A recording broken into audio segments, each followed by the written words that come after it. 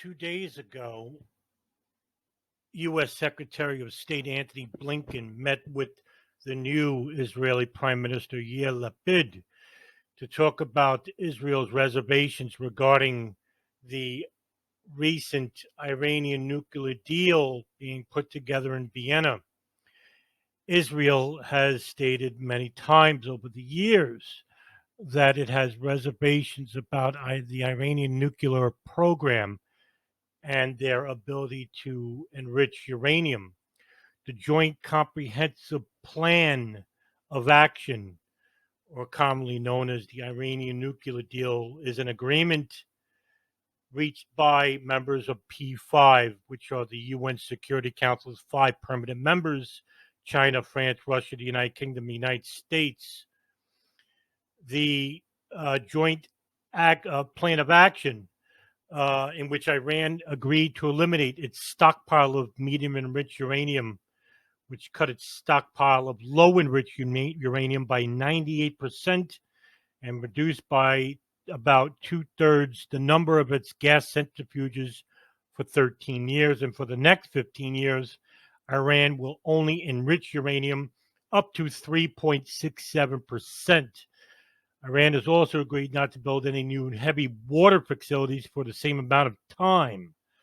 On October 12th of 2017, former U.S. President Donald Trump announced that the United States would not make the certification provided under the U.S. domestic law, but stopped short terminating the deal. And then on May 8th of 2018, Trump announced the United States withdrawal from the Joint Comprehensive Plan of Action. Now, this was a big deal because Iran basically was making headway regarding these restrictions, and China, Great Britain actually agreed that there was some progress made when their investigators used to go and check on the restrictions made on enriched uranium.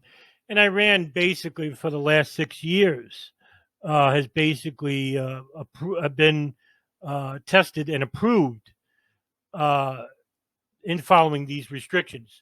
However, Yair Lapid has made his vocal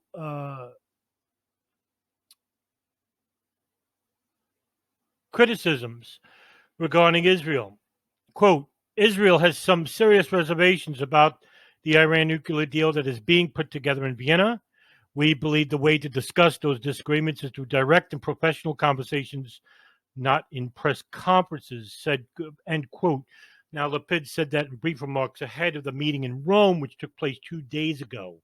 The main topics in this meeting were the Iranian nuclear deal, Israel's normalization accords with the Gulf Arab states, and that's led by its new ally, Saudi Arabia, which is a partnership which makes no sense, as well as humanitarian aid to Gaza and the status of East Jerusalem, a topic that helped fuel the latest wave of violence between the Israelis and Palestinians in May.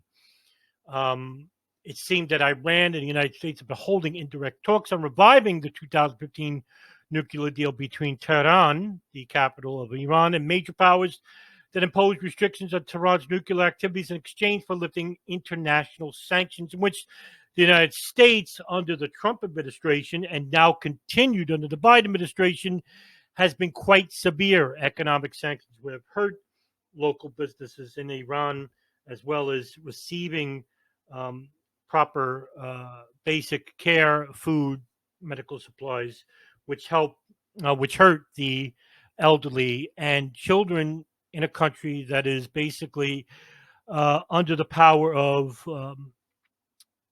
ghoulish mullahs who have been propped up by the Gulf, basically, powers from the Gulf, who want to see a never-ending war between the Sunni and Shia.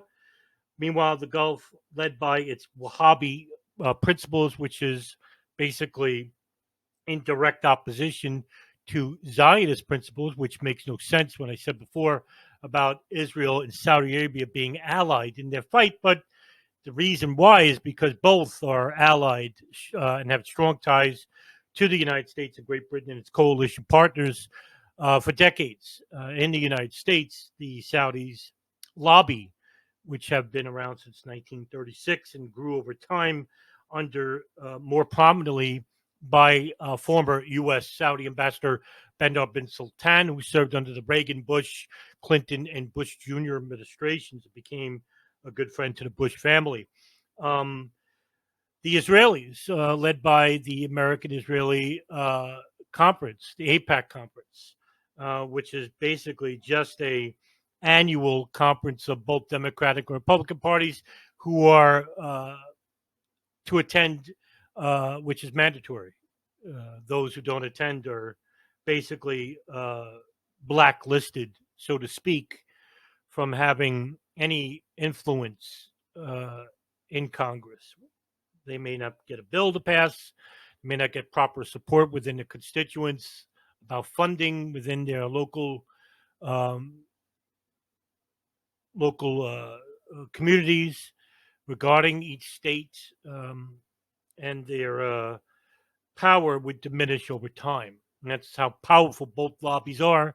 When it comes to money, the Saudis are basically the lobby which gives hundreds of millions of dollars.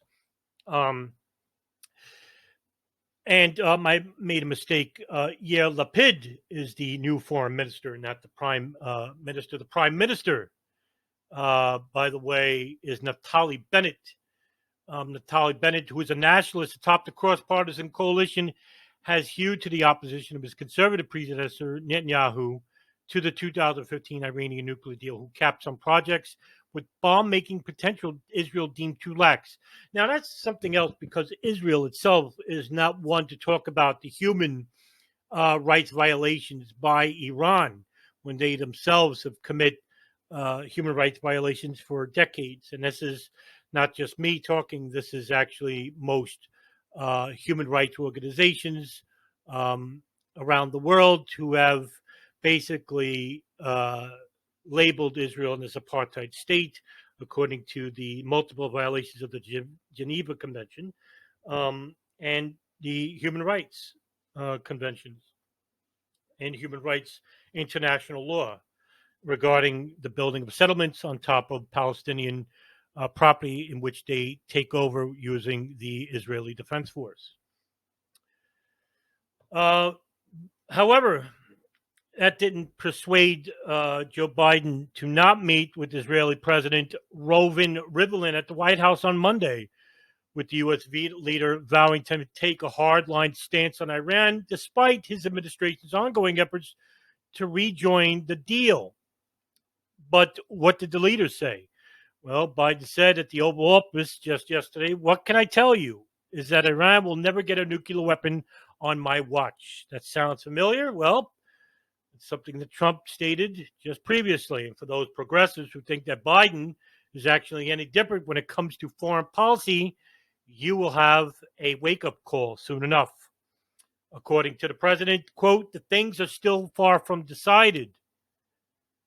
The U.S. president added, referring to ongoing negotiations on the nuclear deal, which is formerly known as the Joint Comprehensive Plan of Action, or in short, the JCPOA. Israeli President Rivlin told reporters at the meeting that he was satisfied with Biden's Iranian comments and said the two countries have to cooperate.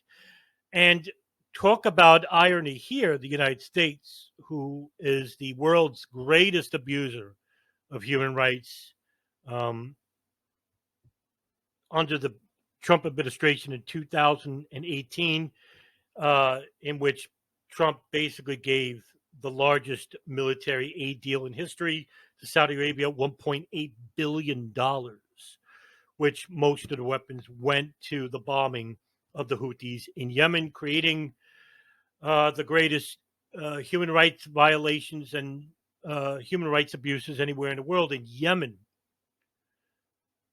And we're directly responsible for it. In fact, the United States itself conducts numerous